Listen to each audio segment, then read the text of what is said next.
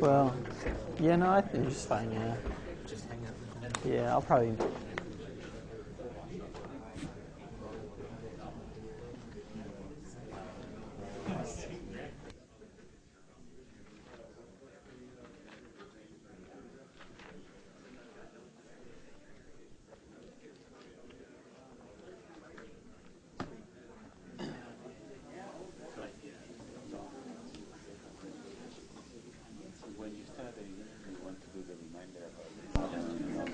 Sure, yeah.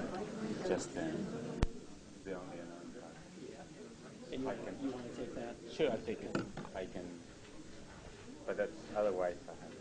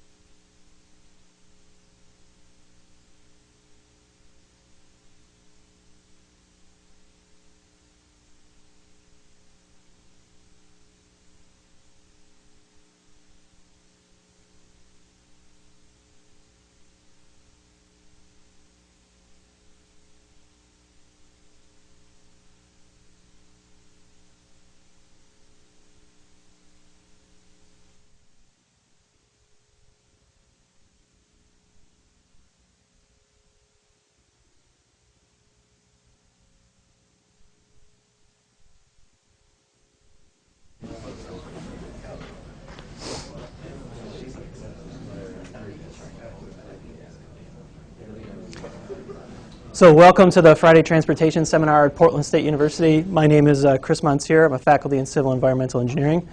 And Nathan McNeil, Center for Transportation Studies, is going to be co-presenting with me today. The title of our presentation is Portland's Cycle Track and Buffered Bike Lanes. Are they working? Just a reminder, we do broadcast this seminar live over the web, and I have to give a call out to my 3-year-old daughter who thinks I'm on TV, so hi, Caitlin. So use the microphone if you have a question to ask. Dr. Figliozzi has the microphone, or use the ones in front, touch the red button, and hold them. So with that, let's go ahead and get started. So we did a two-stage. We did evaluation of both the cycle tracks and the buffered bike lanes. And if you don't know what either one of those are, you'll see pictures setting those up. The cycle track we'll talk about first is right here in front of in the PSU campus. It goes from Clay to Jackson. It's about 0.34 miles. And the buffered bike lanes are on Stark and Oak from the river up to Burnside. Nathan's going to talk about that evaluation, and I'm going to talk about the cycle track. So the questions we were aiming to get, this study was commissioned by the City of Portland, the Bureau of Transportation, is we wanted to get an idea of what are the perceptions of the people using the facilities. Are they being used as they're intended? Do the users understand the facility, so they're using it properly? Did we find any operational or safety issues? And also, has there been any additional delay introduced to motor vehicles? Because in both of these configurations, one motor vehicle lane was taken away to add the additional bike facility. So our methods that we used, sort of two approaches. We used a survey, a user survey, intercept surveys, and we surveyed all users. So we surveyed both motorists, cyclists. On the cycle track, we surveyed pedestrians, and on the buffered bike lanes, we surveyed businesses. Then we used traffic analysis of video to look at compliance issues, both of motor vehicles and bicycles. We used the video to quantify the delay at the intersections. On the cycle track, we looked at the bike-ped interactions along the cycle track and near campus. And then on the cycle track and buffered bike lanes, we looked at the bike-motorist interactions. So starting with the cycle track, the before condition was 3 travel lanes on Broadway, a standard bike lane, parking on both sides. In the after condition, the city removed 1 lane of through traffic, moved the parking off the curb, and then had the cycle track installed curb tight. And to accommodate left turning movements of cyclists, they installed these left-turning jump boxes here at every intersection. And I should mention that the cycle track, the Southwest Broadway cycle track, is sort of a unique application, and that there are no places where motor vehicles can turn right over the cycle track, except at the end at Jackson and at College Street. There's a little parking lot, a PSU parking lot, that doesn't have a whole lot of turning movement into it. So the normal concerns about cycle tracks, where the people are concerned about putting cyclists off to the side behind cars at intersections, sort of decreasing their visibility, doesn't necessarily apply on the Broadway cycle track because there are no right turning movements along the whole length of the cycle track. So in terms of the cyclist survey, we did an intercept survey. So Nathan and some of our other students were out on the cycle track. We did a postcard survey where there was incentives involved. The respondents completed an online survey. The survey response age distribution is shown in the bar plot. It's 72% male, 28% female of the riders, and we had about a 31% response rate. In the motorist survey, we didn't capture motorists driving, but rather we captured people on the sidewalk. Nathan had a big billboard that said, "Did you drive on Southwest Broadway today?" And we were capturing people that were coming to the parking meter to pay for parking. We had to invite quite a bit more people to get about 150 survey responses. This was a paper survey that they filled out there. Notice that the age distribution is a little bit older than the cyclist riders. It's about 50% male, 50% female. And as part of this, we also asked the motorist, did they ride at all? We counted anybody that responded that they ride at least once a month as a cyclist. So about half of the respondents say they never ride, and about half the respondents say they do ride a bicycle.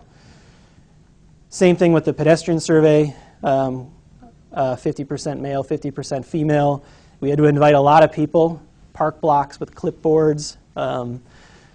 People don't want to donate to Greenpeace or whatever particular. So we had to approach quite a few more people, 800 pedestrians invited, and 198 took the paper survey. As you'd expect on the college campus, pretty young age distribution, and 33% of the people here reported they never cycled. The video review, we had before and after video. Unfortunately, they weren't at the same intersections, but we had good views of both the cycle track and the standard bike lane to be able to get counts and operational analysis. We just looked at the after video in terms of the motor vehicle delay, which we'll get to. So we had good video to analyze. One thing to mention, though, is that the dates, the before video and all our counts were taken in June, which was the last week of the spring quarter. The after video was in August, which was during the summer. So you'll see that in some of the counts, that there wasn't as much activity, mostly because school wasn't in session. So in the survey, we asked the riders how much did they ride on the cycle track or on Broadway before, and how much did they ride after. So this is what the riders stated, and you can see the dark gray boxes. The dark gray line is the before, and the light bar is the after. And you could see that across all time periods, riders reported that they rode on the cycle track more. And we also asked them what routes they had come from, the park blocks and other adjacent streets. We asked their some idea about the preference for the cycle track. So we gave them two scenarios, differing in about a half mile length. Comparing a standard bike lane to the cycle track, so sort of getting an idea, are people willing to divert to this type of facility? And we asked them which scenario would they choose. 60% said they would choose the longer route, but 2 of those miles being on the cycle track instead of a standard bike lane. So that's all what people said. They don't always do what they say, and so we measured the video on 3 a.m. hours and 3 p.m. hours, We measured their position, whether they were in the bike lane, the motor vehicle lane, and the sidewalk. So the left chart, the left numbers are from the before with the bike lane. The right half is in after with the cycle track. One thing you'll see is that the cycle track did move people. So about 12% of the bikes were observed sort of in the motor vehicle lanes in the before condition with the standard bike lane. Afterwards, almost everybody was in the cycle track. But the counts didn't change. Actually, they went down. So we had 281 before and 249 bicycles afterwards. So here, the count data didn't show what the stated preference or the stated survey said, that people were being attracted to the facility. But this is probably due to the time periods of the different counts. So at the end of spring quarter, PSU in session, and then August not being in session. So we got a bunch of these charts. They're pretty busy, so let me set them up to explain them. So we asked a lot of questions where we said, what's the degree of your agreement? Strongly disagree to strongly agree. And so the agrees are the green, the disagrees are the red charts, and then it's 100% across the question spectrum. And so we asked the cyclists, these are cyclist responses. One of the things we wanted to get at is, do they think that pedestrians know how to cross the cycle track and when they're supposed to cross it? They agreed that they understand how the pedestrians should do it, but they didn't think that the pedestrians did.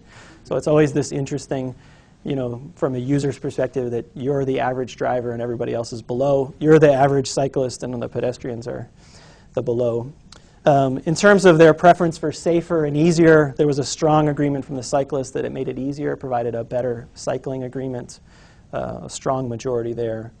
The motor vehicle driver behavior and vehicles traveling faster, there was agreement on that it was safer and calmer, that they observed, that they thought drivers were safer and calmer, but not so much that they were slower. And then we also asked this question both here and on the buffered bike lane about how much do you have to pay attention to being doored, a door opening, sort of a stress level on the cycle track. Sort of a leading question, but there was obviously, when they said on the cycle track, the majority of people said, I don't have to pay attention really to being doored, compared to a standard bike lane where I'm really paying attention to watching those door openings.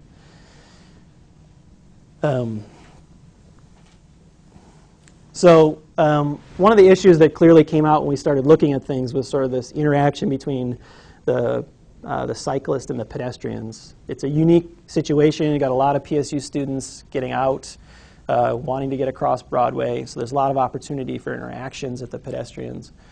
And for the cyclist, one of the things we were interested in is what their compliance behavior was with the signal on Broadway. So when the signal on Broadway is red, the bicycles are controlled by that same signal indication, so they should stop at the red signal indication. We looked at both the before video and the after video, and what we found is here there's a pretty, and if you've ridden it, there's a pretty strong incentive. There's no traffic to the right, so there's no cross traffic. If there's no pedestrians, to sit there for the signal is quite tempting to to go through, and that behavior was implemented or observed both before and after. So about 41% of the cyclists we observed arriving on red violated the red signal before, and the same amount with the cycle track afterwards. So this was one thing we saw in the cycle track video afterwards, and then we went back and looked at the before video. So this behavior probably is not a cycle track issue. It's probably the T intersections and the locations there. But there was also some confusion on the cyclist part. Only 63% stated that they were required to stop. So 40% of them weren't aware that they should stop. And if you go back to this picture here, it is maybe perhaps a little bit confusing, or a little bit, the signal lane, the signals controlling the traffic are over the traffic lane. You've got cars, and then you've got the cycle track, and what sort of looks like a straight shot. And so it's understandable that might be a perception. We looked at their left turning movements, and so in the survey we asked them how should you make a left turn movement and how do you make a left turn movement. So here's the results of saying how they do make a left turn movement. The first box is, this was part of the literature that the city provided, is that you could leave the cycle track, get in the motor vehicle lanes and travel 1 block and then make a left turn. So that, that was a allowable option. The second box is going through the intersection, getting in the left turn jump box, but then just sneaking across on a gap on Broadway. The signal indication is the signal indication for Broadway. And then the other two are when moving into the left turn box and waiting either for the red, looking up and trying to see the red signal indication on Broadway, or these locations don't have any signals facing you if you're making that left turn box. There's signs that say the pedestrian needs to look, or the cyclist needs to look at the pedestrian walk indication to get across, to get that indication. So we asked whether they were looking at the red signal, the traffic signal, or whether they were looking at the ped head. And then we also observed 24 cyclists making that left turning behavior. And here it did sort of match up with what they said they did and what we observed they did. We looked in the after condition. We just looked at the after video. We measured motor vehicle delay. So for 2 days, from 4 to 6 p.m., we measured when every vehicle arrived at the intersection and when it departed. So we actually measured, I didn't do it, Nathan and some of our other students measured the delay. And basically, the message is on the Broadway at the locations we looked at, there's virtually, it's level of service A here. So there's virtually no, the average control delay per vehicle is less than, in almost all cases, less than 5 seconds. In our observations, in our anecdotal observations, we didn't see any queuing, we didn't see any cycle failures. Everybody got through all of the cycles. So there's really not a delay issue in the data that we looked at. So this is pretty interesting, but also pretty busy. So this is where we split out the motorist opinions. So this is from the Motorist survey. And we split it out by whether they were cyclist or not cyclist. And so the words that are, or the responses that are highlighted white are where there wasn't any difference between the cyclist and the non-cyclist. So all motorists liked that cars and bikes are more separated, and there was a pretty strong agreement here on this question. They generally felt that the cycle track had made driving safer, and that their driver behavior is safer and calmer. But on the question of what's your perception of the delay change, those who were cyclists and non-cyclists had different opinions. So the cycle track had made driving less convenient. Those who were not cyclists were more likely to agree with that. Those who were cyclists were less likely to agree with that. And that went for all of the other measures about parking is more stressful, traffic has gotten worse, it takes longer to drive. So those who were cyclists were had a different perception of the delay and the change in the environment. Those who were not cyclists felt that things had gotten worse. So we looked at also the interactions with pedestrians. And so in the survey, we asked the pedestrians how often had they witnessed a collision or been involved in a near collision. And then we also asked the cyclists how often do they see pedestrians sort of standing, like you saw in that first picture, standing in the cycle track. And there's a pretty high response rate in that there is some sort of pedestrian interaction. And it doesn't take very long if you just want to go out there and watch the operation. You'll see some interactions between pedestrians and cyclists. We looked at the video. About 113 of the 407 cyclists we observed came within 15 feet of a pedestrian, which isn't very close. But 10 of those 113 came within 2 to 3 feet of a pedestrian, and 5 of those were sort of minor incursions. 4 were somebody had to take an evasive maneuver, either the cyclist or the pedestrian, and 1 somebody had to take an emergency reaction not to get in a collision. So this is definitely an issue, both from the preference, both from the observation of the users, and from the video data, is this interactions with pedestrians. At the beginning, there was this idea about, well, how are people going to know how to park? It's like they're parking in the middle of the street. And the city did provide us with some observations that they had made with their cameras about the parking behavior. And it's pretty much gone away. We also asked them to survey how often you see vehicles block in the cycle track. And there are delivery vehicles that still sometimes block the cycle track. TriMet uses there's only one bus on Broadway now, the 68 bus in the AM peak, and it does enter the cycle track to disembark passengers. So there are, and I know some of the shuttles to PCC and other places, actually the PCC one stays out of the cycle track, but some of the other buses get into the cycle track. And this is mainly it's the curb access issue, which is a challenge for physically handicapped persons. So those buses want to discharge passengers on a curb. They don't want to drop them off in the middle of the street. And so the lack of curb access is a challenge, but parking seems to have, people have seemed to have figured it out. So we've made a couple of recommendations about improving the operations of the cycle track, and a couple different ideas. So one to get at this bicycle pedestrian interaction is put a bike signal in the cycle track in the field of view of the cyclist. So don't make them look up at the Broadway signal. Give them a clear indication that they need to stop, and a signal right-sized for them. Compliance would probably go up. There's some additional marking, maybe a zebra, a continental crosswalk across the cycle track, some other communication for the pedestrians, knowing that maybe some warning signs that they're crossing an active a bikeway, so that it's not just the street they need to look out, it's for the bike lanes.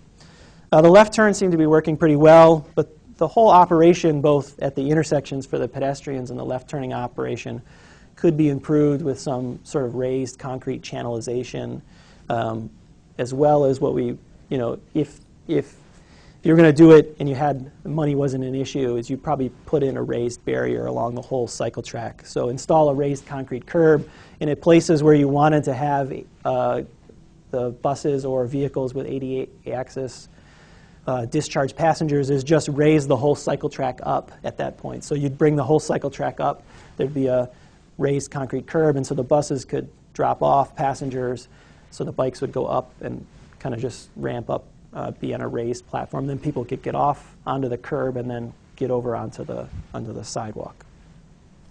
So that would take care of a couple different issues. So that's the cycle track evaluation. Now I'm going to hand it over to my partner in crime, who did all of the. All right. Let's take a moment to get this thing set up here. So yeah, the Stark and Oak buffered bike lanes. These were installed similarly in the late summer, early fall of 2009. It was about a 9-block westbound section on Oak and a 13-block eastbound section on Stark. We have a before and after showing that they did take away that lane.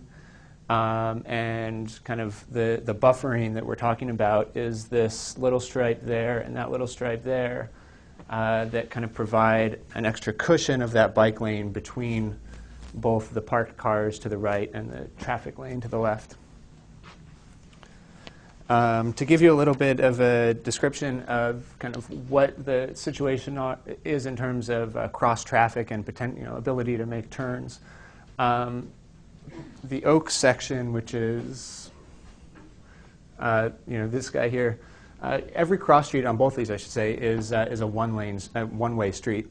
So every other block, there's a right turn that would be possible off of both Oak and Stark, alternating. The Bureau of Transportation did put in a right turn lane at a couple of those Stark intersections. So at Southwest Broadway and 6th and at Southwest 3rd and Stark. There is an ability for the car to cross the bike lane, get over into a right turn lane, and complete that right turn. In the rest of those areas, in all of them, I should say, the cars do need to cross over the buffered bike lane in order to make that turn. And it's kind of a question of how they navigate that turn. So to go back through some of the methods that we did, they're generally pretty similar to the cycle track. We did a survey of the cyclists along this route. A couple of things to note there. Again, it was predominantly male, 72% to 28% female.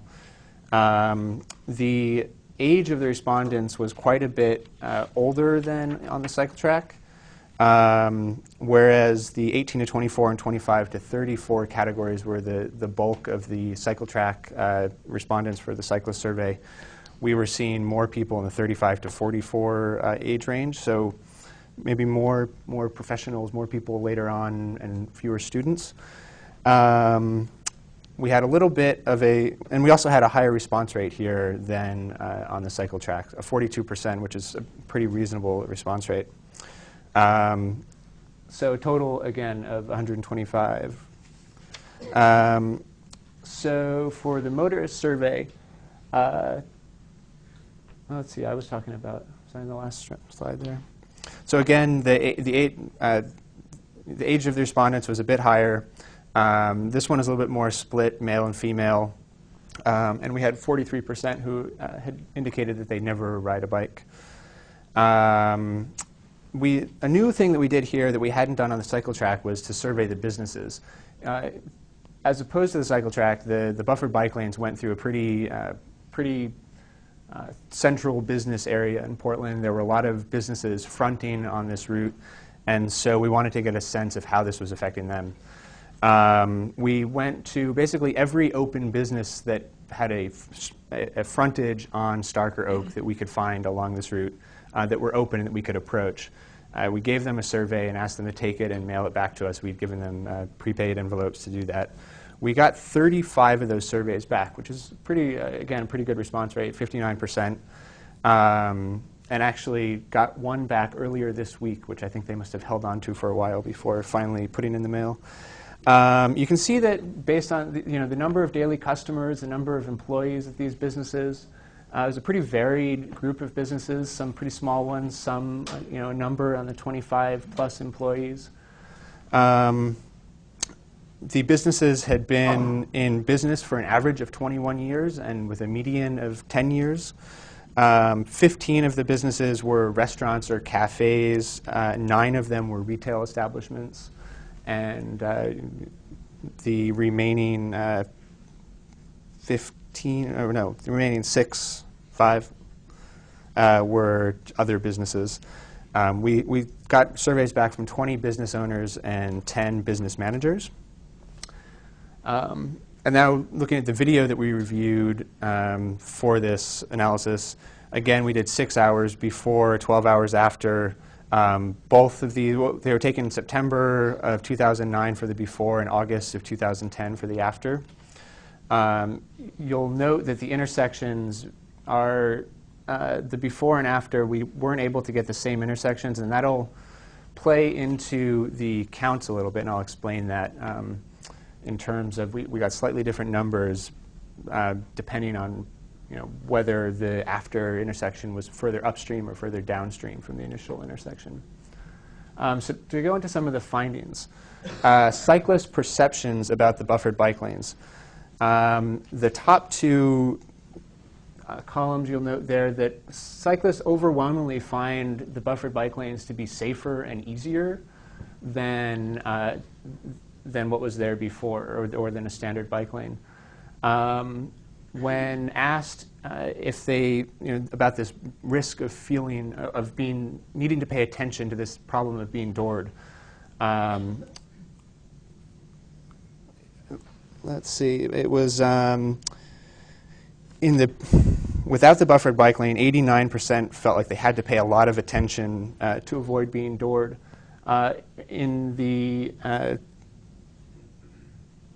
With the buffered bike lane, only 12% did. So there's a lot less of concern about this issue of being doored. And I guess one of the things to note here is that that indicates a level of stress on the cyclists. And so it seems like with the buffered bike lane, the level of stress has gone down for these people. And then we asked if they prefer a buffered bike lane over a standard bike lane. Again, they overwhelmingly agreed, and that's an 87% either stated they strongly agree or somewhat agree. We also asked about this idea of would you go out of your way, would you go the extra half mile to go on a stretch with a buffered bike lane. 71% of the respondents indicated that they would, and 77% of the respondents indicated that they would want additional buffered bike lanes in Portland. So we also asked them about this, how frequently they ride on these routes. As you can see, generally the after phase, the frequency, the reported frequency went up. And we had, a lot of people said they never rode on these routes beforehand, and after we only got one person that indicated that. So these are confirmed by the cyclist counts that we took with the video. The before to after changes went up between 275 and 77%. Obviously, those are big differences, and part of the reason why it gets to that issue I spoke about, of whether the counts are taking place upstream or downstream of the before situation. So if we look at the Oak intersections, the before section was downstream of where the after counts were taken. So what we suspect is that a number of people between 4th and 6th may have turned off, may have gone to wherever they were going. So the real increase is probably somewhat less than 275%. Alternatively, on Stark, the before counts were taken downstream, and so there were probably more people that came onto that route between 5th and 3rd. So the actual increase is probably above 77%. So it's in between that area. So we also noticed, both in the video and in the surveys, that there was confusion about when cars should and shouldn't be in the buffered bike lane. There are a number of situations when you might want to be. One is obviously if you're parking on that parking area to the right of the buffered bike lane. I already mentioned that issue of potentially making a right-hand turn, and what do you do in that situation? And what are the other situations in which you might want to be in there? Let me push ahead here. So I guess those are the main ones. What we found were interesting. When we asked cyclists, when can cars be in that buffered bike lane, 36% of them indicated that they don't know when a car is allowed to be there. We found that in the video, 9 to 10% of cars actually were just driving in that buffered bike lane, and so they weren't, and that wasn't to make a right-hand turn or to park, they were just driving there. Specifically looking at that issue of right-hand turns, we did count the ways that cars made right-hand turns off of Stark or Oak. As you can see, there's no real consistent way that it's being done at this point. Just over half of the vehicles make the right turn from the motor vehicle lane, so they're kind of waiting out in traffic and then turn when they get a gap of cyclists. Around 35–40% are making that right turn from the buffered bike lane, so they'll move over into the buffered bike lane and kind of get in front of the bikes and then complete the turn. And then we saw some people that kind of moved over past the buffered bike lane and made the turn once they'd already kind of gotten to the other side. So there's inconsistency and some confusion over how that's supposed to be done. Looking at some motorist opinions about the cycle track. Again, this is, you see the non-cyclists on top and the cyclists on the bottom. The red is disagreement and the right is agreement. We found that non-cyclists were less likely to agree that the lanes had made driving safer. We found that both groups agree that the buffered bike lanes make driving less convenient. So even motorists who bicycle kind of felt there was a loss of convenience. Both groups agree that they like the separation between bikes and cars, and that's this one here, a pretty strong agreement that they like that. Both agree that there was a level of stress and challenge in parking. So that's definitely something that's challenging drivers. Asked if they change how they drive, both agree that they do. Asked if traffic had gotten worse. Non-cyclists were more likely to agree that traffic had gotten worse, which is a little surprising. Is that, I'm sorry. non-cyclists were more likely to agree. Driver behavior is safer and calmer, a little bit of a mix there. Cyclists felt more that that was the case. And then asked if it takes longer to drive on these sections of Oak and Stark. Non-cyclists were more likely to agree that it had taken longer. So cyclists had a more positive view there. We also looked at motor vehicle delay. As opposed to on the cycle track and on Southwest Broadway, we did find that there were some instances where there was somewhat significant delay. If you look at this one, so this is going from 4 p.m., 4 to 4:15 down to 5:45 to 6. So these are all p.m. peak hours. If you look at this section between 5 and 5:15 and 5:15 and 5:30, the delays per vehicle are getting up to over 20 seconds in some situations, over 30 for that one period between 5 and 5:15. These are getting to around a level of service C nearing D. So it's definitely, there is a delay here. It's still in an acceptable range, and most of the time it is in that level, that A level of service. Finally, moving on to some findings from the businesses.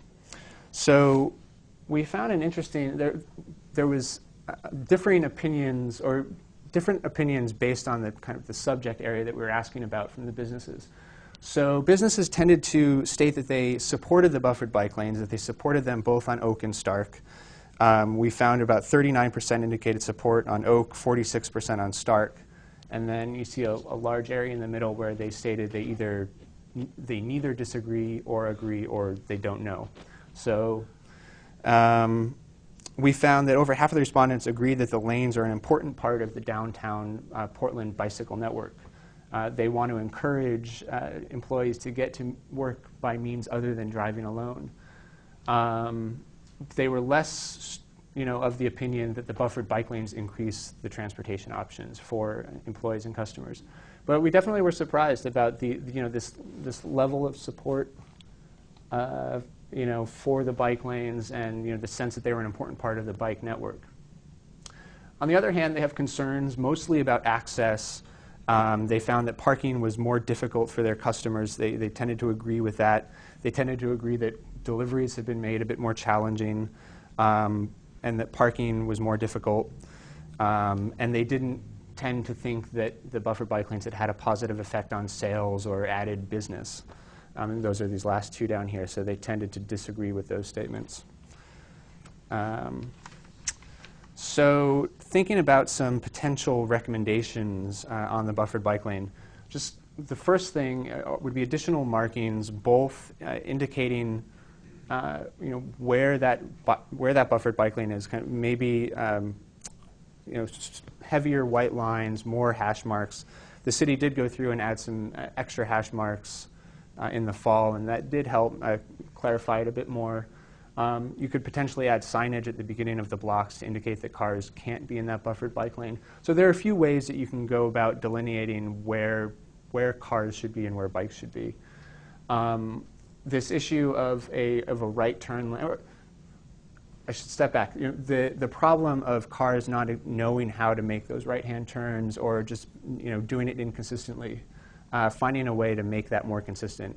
One way would be to have either a right turn lane at every intersection where you would have a potential right turn, or to restrict right turn actions along these routes. But either way, doing something to make it a bit more consistent would help. So those are a few recommendations that we had on the buffered bike lanes, and I guess overall they tend to be working well. Cyclists seem to be saying that they're a lot more comfortable and that more people are coming out to bike on these routes. There are certainly some challenges and some ways that they could be improved and some things to think about if these kinds of facilities are going to be taken to other areas. And then just to keep in mind that the Southwest Broadway cycle track is unique. It doesn't have those right turn conflicts, and it does have a lot more pedestrians than you would see in a normal section of road. So it has specific challenges that are unique to it and specific advantages that make it that unique case. And I don't know, do you want to chat? Do you have anything to say about these guys? Or basically, we just have a few pictures of some other cycle tracks that have been implemented. These ones are mostly from Europe, unless I think the one on the right may be New York. These are from a report that Alta Planning and Design put together called Cycle Tracks Lessons Learned. And there are a lot of examples of different cycle tracks in other places. And then here are a couple of pictures of some buffered bike lanes in other places. There's one in New York with a wider buffer than we have in Portland here, maybe a little bit less space on the parked car side. And then a new one in Seattle that basically takes a single lane and pushes it out a little bit and creates that kind of that strong buffer. That one's pretty narrow, though. That one's probably narrower than the one we have on Stark and Oak. And we're open for any questions that you guys may have. And I guess remember to use the mic. So yeah. Did you guys study any intersections, the turning behavior at bike lanes, to compare to the buffered bike lanes? You mean turning behavior of cyclists? Or No, turning behavior of motor vehicles across bike lanes to compare to the buffered bike lane behavior. We didn't in this study, but we did in our bike box evaluation where we looked at a lot of before turning movements of right turning vehicles across bike lanes. So we have, yes. I was curious because the behavior of drivers seems pretty inconsistent to me, regardless of where, regardless of what the facility is. It was a little bit more. It was more obvious here, right, that the vehicles they didn't know whether they should wait completely to the left of the buffered bike lane, or whether they could get in the buffered bike lane and wait there to make their turn. So, and I guess the other thing, generally, in Portland, the idea is that you're supposed to wait to the left of the bike lane and not move into the bike lane to make that right-hand turn. So I think generally the approach that's taken here, and the buffered bike lane does introduce a bit of a challenge to that idea because it does kind of it feels to cars like they're turning across a lane more so than it does with a normal bike lane. So it is. There's an interesting challenge but there. Yeah, it'd be interesting to look at that data to see how varied it is. When we looked at the bike box, we were looking for incursions into the bike lane. We didn't look at, and I can't remember it off the top of my head, how well it compared. My hunch is that the buffered bike lane turning behavior is a little bit different. Yeah. You looked at the perceptions of safety, and I was wondering if you looked at the actual collision rate, like if anything was reduced or got higher. Yeah, no. So we looked at a little bit of the interactions, but we didn't. These had only been in for a year, so there's no really reported collision data to evaluate. So we didn't look at any of that. Yeah. On the cycle tracks, did you consider recommending that they put in a sign that says "Stop here on red," where the cycle track meets the crosswalk? We did. I actually think a sign or a stencil in the cycle track would work. We also had a recommendation for sort of an alternative design where you could maybe somehow make those not stop. So have the bike and peds have a yielding, like a crosswalk behavior, but have the bikes just be going straight through. I wasn't sure how that would, if you'd need to make any ORS changes about that. Is the cycle track a separate facility, or is it part of the main road controlled by the traffic control device? But I think there is a design, there is a way I think that you could make it sort of like a T free flow. Could I ask a follow-up to that? So it seems like part of the question is these are newly designed facilities, and then the question is how do the street engineers that design the facilities intend for them to operate, and then they should be marked specifically however they were intended to operate, and then because the other thing is how to make a right turn. I don't think that it's clear to the driver on the street how the engineer that designed the street wanted cars to make right turns, and so And so if that can be clarified, then I think you lose a lot of the ambiguity that you see in your results. Yeah, I mean, I think that on the cycle track, the intent was very clearly that cyclists should stop on red. It was just that it's a much bigger expense to redo all of the signals, or to adding new bike signals is not something that is done frequently, or at least not yet. But they could just put up a sign that says "Stop here on red." Yeah, so I think that we do recommend that, and I think that I would expect to see more, more clarity around that in future things. Yeah, and so on this right turn treatment at the locations that don't have, what I thought is you could take away the buffers, paint a conflict area with the green, sort of shift the buffered bike lane over, and then take away a little bit of parking so you can get a right turn in. So then all the right turn movements would be like a right turn lane that would be consistent across.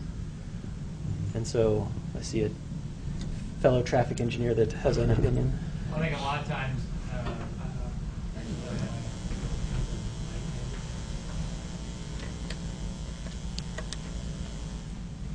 this is Peter Kuntz. I'm the city traffic engineer in question. Actually, it's Rob Birchfield's project, but I think a lot of times we try to do things with a minimalist concept because we don't have unlimited funds. So in this case, the green, extending the green would be a good idea. It just costs a little bit more. Adding the bike signals, good idea. Just costs a little more. So you try something and you figure out if you need to add things as you go. And I think that's a good. These are really good information to move forward with to make it work better. See if I have your hand up. Yeah, my question. I hope it, as a friendly comment. Thank you for this work, but I'm a bit discouraged. You may have introduced a bit of a distraction in your methodology, and I hope it was something you had no control over. But both studies seem to have, the importance of video analysis, before and after video at the same locations. I think you've introduced a distraction to your research, and if you could talk to why you videotaped in different locations. Was it the bus mall reconstruction, permit issues? I mean, was it out of your control, or your methodology is challenged in that section? Let me take that. I think that it was mostly a matter of we had the video after we started doing the analysis, and at that point we realized these are different intersections. You're right that it would be ideal to do them at the same intersections, and I think that is definitely a complication, and it makes a precise analysis challenging. So. I've dropped that slide where you have the different volumes. That it's a hearsay. Yeah. Well, I mean, I guess it's clear that the counts went up. So I mean, we had to deal with the data that was provided to us, and so I don't think it's wrong to show those counts. The counts went up somewhere. We don't know where. We don't know how much. That's true. I mean, a better design, we would have been able to answer it precisely. But then again, it's only one. We only had one day, so we'd never be able to precisely answer that. So we were just trying to give an idea of, did people come to this facility? Did the counts go up? Yeah. And they were it's pretty striking, the increase of the counts of cyclists on the facility, even if they were at different locations. Yeah, and I guess I was trying to get at some of that, the fact that we think the increase is somewhere in between those two was kind of trying to get at that inconsistency and saying that we don't know if precisely what it was, but we think it's somewhere in there. So, sorry, yeah. So I think this issue of dooring is really interesting, and I've heard anecdotally that St. Paul and Minneapolis, when they've installed their cycle track, they actually didn't consider a buffer at all for dooring, which is really interesting since they're #1 bike city or whatever. So I was curious. So exactly, I was just curious, and was that immediately obvious as far as ensuring that you did install a buffer, and how wide you made it, or was that something that you also had to that was revealed to you as you were doing other studies? I know that it was intended to have that buffer in the design, and to take into account the width of the door opening. That wasn't us, but yeah, that was an intent there. So, yeah. Just for clarification. Sure. Just for clarification on. You have to touch and hold it. Just for clarification on Stark, was there a bike lane on the street before? On Stark and Oak, I think there were not bike lanes No, yeah, before. no. So bike just lanes. by adding a bike lane in itself is obviously going to give you more ridership. Yeah. So I think that's something to keep in mind too. Mhm. But, That's true. It's good to see those numbers high. Yeah. One thing that I was interested in seeing is that when I've designed a cycle track, we call them protected bikeways, because cycle tracks is kind of inflammatory to a lot of people. It sounds like a velodrome. And when we use the term protected bikeway, because it really infers what it does, the use of it. And I think others like Jan Gall uses the word protected bikeway. Mm-hmm. And when we're selling these things, I think that it's important to use the language. Right. That's correct. But the issue is when I've designed these and had them built, when you've got high volume intersections such as PSC, you're inherently going to get pedestrian conflicts when you've got people crossing. In a sense, they're trying to use that area as a refuge, as a curb extension. So what we've done is actually we've done a chicane, is actually take a couple parking spaces before and after the intersection, and then a radius of about 40-foot S curve.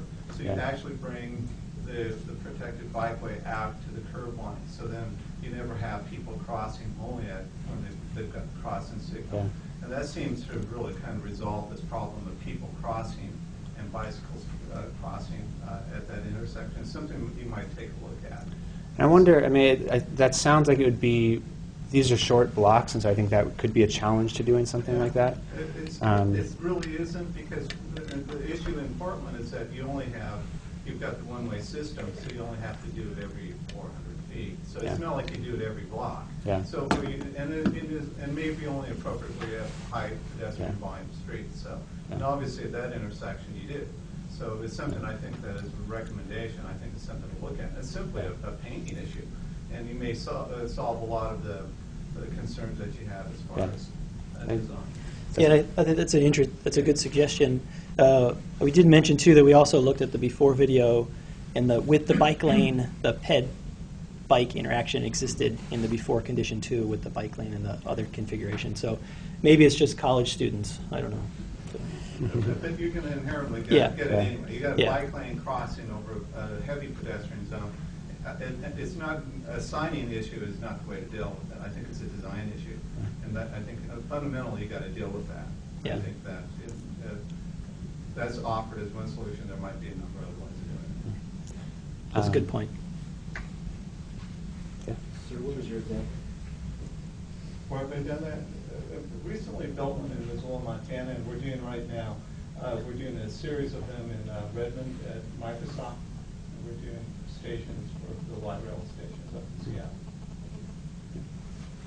Yeah. Obviously. Sorry, up here, we'll go to you next. Sorry. Sorry, kind of a similar sort of comment and maybe a follow-up observation to compliance on the Broadway cycle track. So that section of Broadway where the cycle track is almost uniformly uphill, and you know it's a little bit harder. Not only do you not want to stop once you get going, but it's harder to kind of keep up with the normal progression of signals like you can more comfortably in other parts of downtown. And so I'm kind of wondering if you guys looked at, you know, obviously the only conflicting movement there that bicyclists have to worry about are pedestrians crossing the street, and the PSU students that are crossing the street there kind of don't really maybe conscientiously pay attention to the pedestrian signals like other parts of town.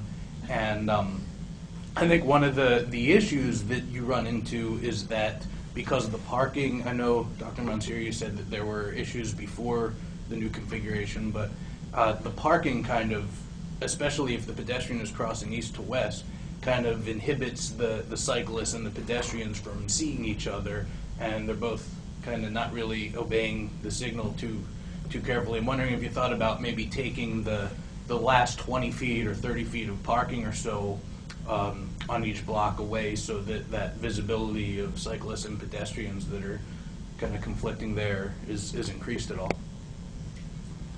Yeah, I mean that's another another opportunity. They did take away parking at Jackson at the end of the cycle track, so that it increased the visibility of cars. That's the only place where they can turn right over the cycle track.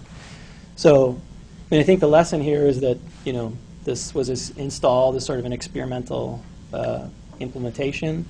The city asked us, we looked at the issues, and so we sort of pointed out these things, and there are lots of different solutions to it.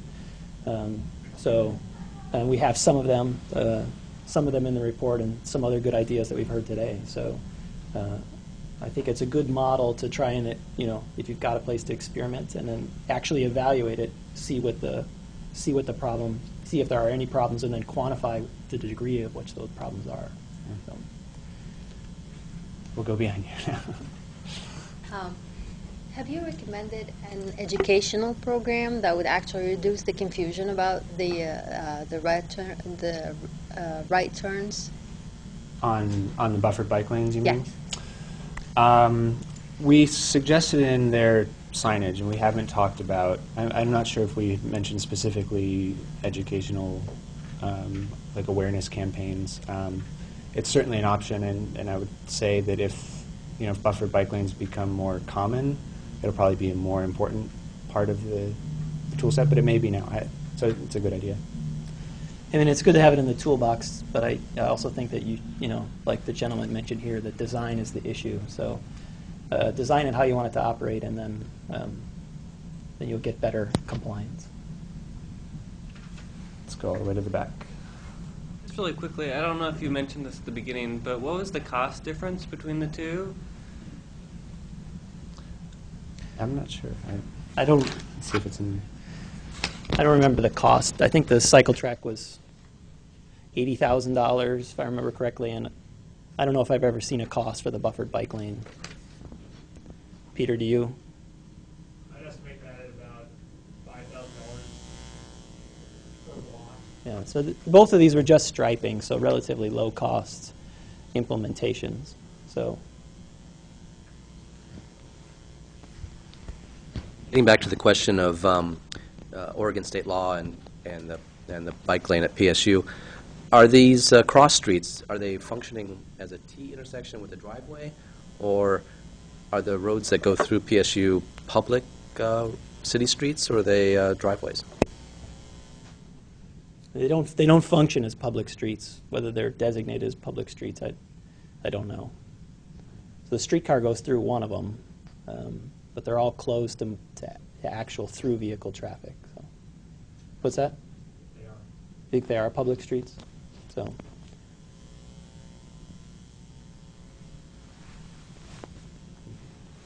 Was snow plowing educational need for any learning snow plows every issue? The city has snowplows? No. No, we didn't look at that. So.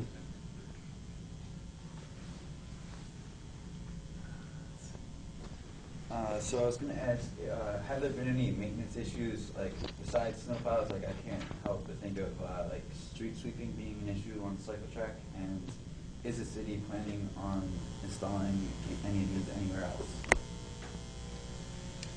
So we didn't look at any maintenance issues. They didn't. The city provided us with some of their logs. That wasn't.